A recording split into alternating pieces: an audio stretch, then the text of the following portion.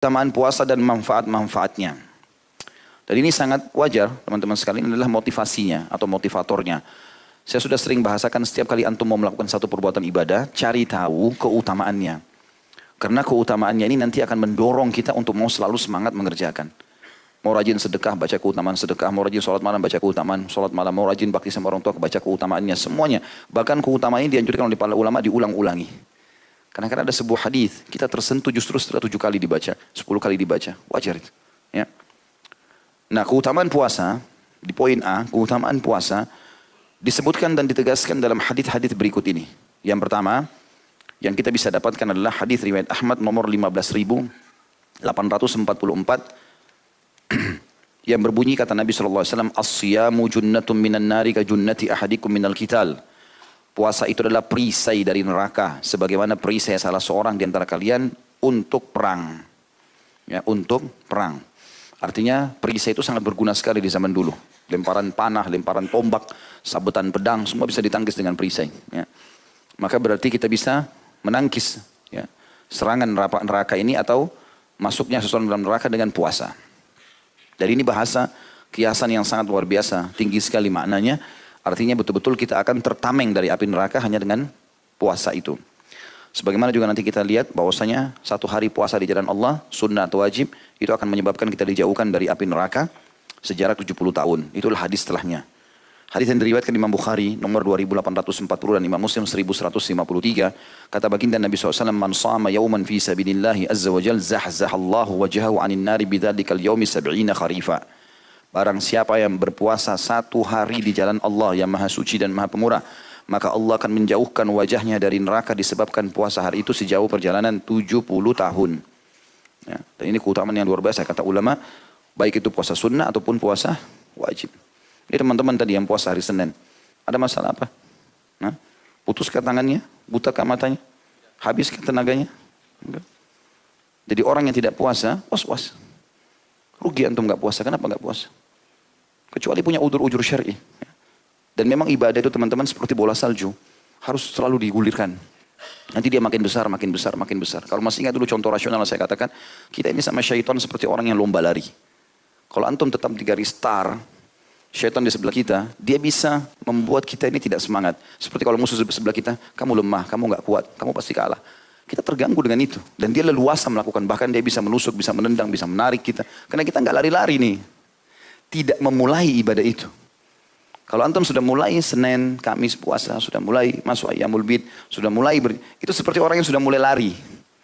Musuh kita kalau dia tidak lari juga mengejar kita, dia nggak bakal dapat kita kan.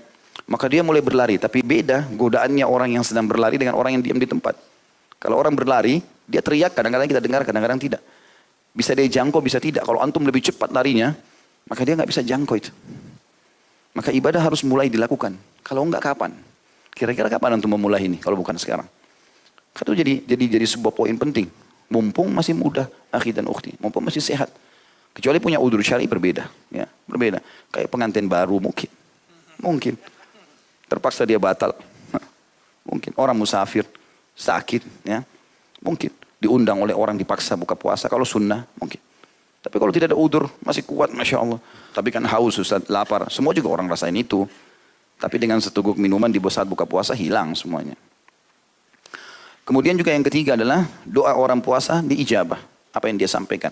Selama dia mulai menahan diri dari azan subuh sampai saat buka puasa. Di dalam hadis yang sahih riwayat Al-Hakim dan juga ini lafadznya Ibnu Majah. Ibnu Majah riwayatkan di nomor 1753. Kata baginda Nabi SAW, inna lis-sa'imi 'inda fitrihi da'watun la turad. Sesungguhnya orang yang berpuasa itu mempunyai doa yang tidak akan ditolak saat ia berbuka. Sampaikan hajat yang paling tinggi, yang paling dibutuhkan. Bahkan dalam sebuah hadis yang dihasankan oleh para ulama, sesungguhnya orang yang puasa itu diijabah doanya selama dia dalam puasanya itu. Jadi mulai pagi, subuh sampai maghrib. Jadi kita bisa bayangkan teman-teman, kalau misal ini contoh rasional.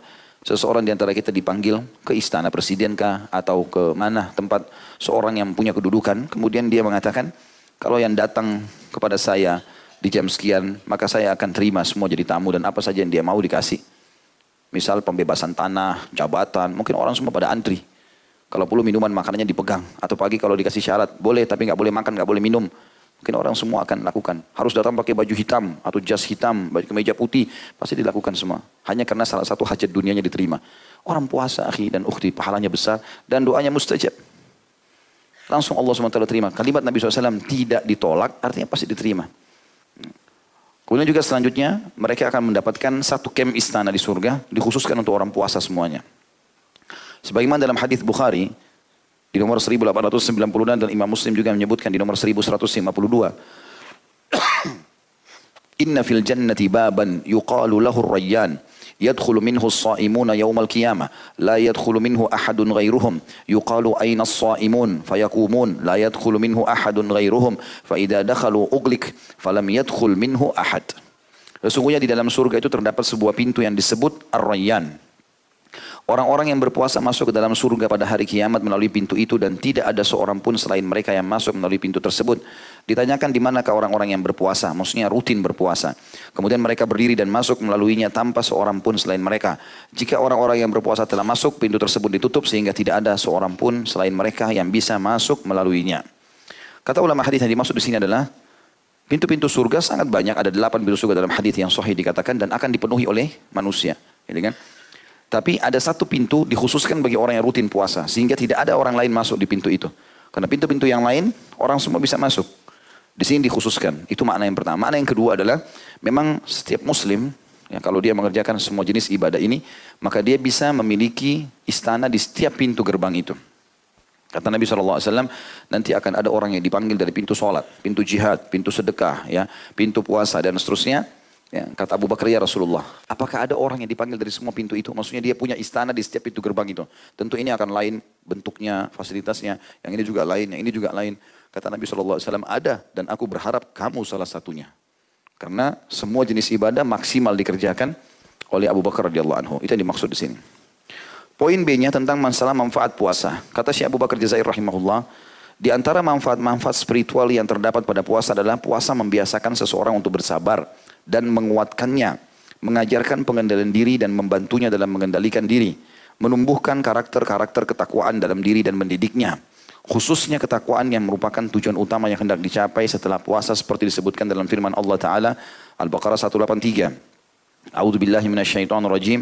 Kutiba alaikumus shiyamu kama kutiba alal ladzina min qablikum la'allakum tattaqun. Telah diwajibkan atas kalian berpuasa sebagaimana diwajibkan atas orang-orang sebelum kalian agar kalian bertakwa. Makna bertakwa, patuh dan tunduk. Dan puasa ini yang bisa membuat jiwa seseorang siap untuk patuh dan tunduk kepada Allah. Karena setiap kali ada godaan makan, godaan minum, godaan syahwat, maka dia menepis karena Allah subhanahu wa ta'ala. Itu yang dimaksud dengan ayat ini. Jadi dengan puasa, secara otomatis dia akan terbiasa untuk sabar. Sedangkan manfaat-manfaat sosial dari puasa, diantaranya adalah bahwa puasa membiasakan umat Islam untuk hidup disiplin dan bersatu, mencintai keadilan dan persamaan, menumbuhkan perasaan sayang dan moral atau akhlak yang baik, sebagaimana ia melindungi masyarakat dari segala macam kejahatan dan kerusakan. Orang kalau ikut program puasa itu seperti ikut lembaga training. Ya. Di dunia ini banyak, di Indonesia juga sudah mulai berjalan ya, dari beberapa tahun yang lalu, ada banyak lembaga-lembaga training, peningkatan skill spiritual. Kadang-kadang orang membayar sangat mahal hanya untuk ikut pelatihan itu karena mungkin dianggap trainernya bagus, mungkin programnya bagus, orang bayar mahal. Tanpa kita sadari teman-teman sekalian dan semestinya kita menyadari masalah itu. Kalau Ramadan adalah lembaga training massal yang sangat besar. Trainernya itu pengawasnya langsung Allah, ya, para staf-stafnya semua malaikat. Dan kita kemanapun di bulan Ramadan semuanya orang lagi puasa dan syaratnya semuanya sama. Mereka tahan makan dan minum jelas syahwat dari subuh sampai maghrib. Bahkan kita teman-teman di Asia Tenggara ini perlu bersyukur kepada Allah Subhanahu Wa Taala. Saya lihat cuplikan di beberapa wilayah di muka bumi ini. Kebetulan orang kita, orang Indonesia yang sempat mengirim di Ramadan yang lalu. Itu mereka berada di wilayah yang malamnya cuma 2 jam. Jadi begitu mereka buka puasa, 2 jam kemudian azan subuh. Jadi antara maghrib sama isya itu cuma jarak 45 menit. Setelah itu mereka baru buka puasa, sahur udah subuh. Jadi cuma 2 jam, artinya mereka sekitar 20 jam berpuasa. Kalau kita alhamdulillah di Asia ini, Asia Tenggara secara umumnya dari subuh sampai jam 6 sore maksimal gitu kan. Kalau kita hitung misalnya dari jam 5 sampai ke jam 12 siang itu 7 jam gitu kan. Kemudian jam 12 sampai jam 6 misalnya berarti 6 jam. Berarti sekitar 13 jam. Itu maksimal ya kalau kita ambil waktu maksimal. Tapi mereka bisa puasa sampai 20 jam. Nah, cuma mereka sabar, mereka lalui itu. Berarti ada orang yang lebih berat daripada kita. Kita sekarang kalau sholat subuh di sini maksimal hujan. Di beberapa negara teman-teman 2 derajat. Ya. Bahkan di bawah 0 derajat di beberapa wilayah Rusia itu bisa sampai minus 10, minus 15. Ya. Itu udah beku itu. Sangat dingin. Tapi mereka sholat subuh di masjid. Maka kita harus melihat keadaan orang-orang seperti ini supaya kita lebih semangat untuk ibadah. Mereka toh masih mengerjakan itu. Saya pernah dapatkan itu foto, ada jam digital di satu masjid, di salah satu wilayah di Eropa, itu dinginnya minus 5.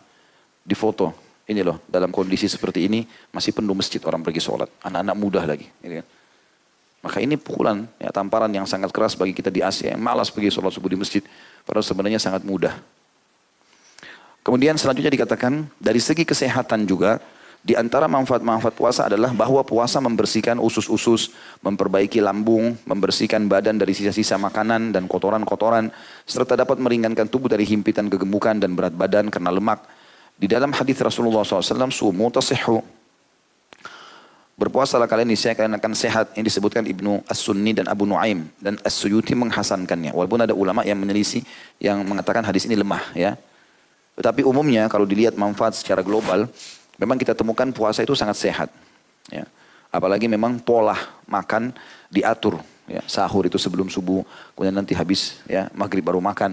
Di waktu-waktu siang umumnya kan biasa panas, maka ada pembakaran lemak. Ya. Sementara kita tidak ada konsumsi apa-apa, pembakaran terus berjalan. Maka itu sangat bagus buat kesehatan. Sangat baik buat kesehatan. Yang kadang-kadang kalau kita lagi tidak puasa, kita pagi makan sarapan pagi, siang baru 3-4 jam kita sudah makan siang lagi. Padahal pembakaran yang pagi baru berjalan, mungkin belum selesai. Kita udah isi lagi, kadang-kadang ada makan malam. Maka Ramadan sangat membantu kita untuk mengurangi makanan-makanan atau sisa makanan yang tidak dibutuhkan oleh tubuh ini. Karena tubuh kalau ada pembakaran, kemudian tidak ada suplai makanan, maka dia akan menghabiskan lemak secara otomatis. Ya. Tentu orang-orang yang kurus tidak pikir masalah ini, tapi orang gemuk bermanfaat bagi dia. Ya.